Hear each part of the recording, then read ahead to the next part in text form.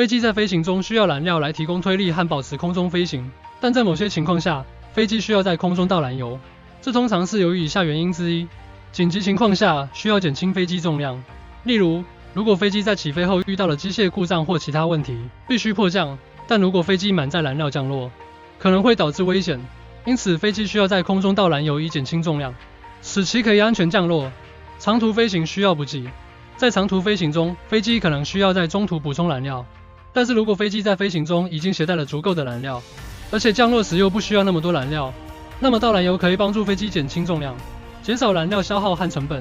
飞机进行测试，有时候飞机需要进行测试，例如试飞，但是在试飞之前，需要减少燃料，以减轻飞机的重量，减少飞机在测试期间的风险。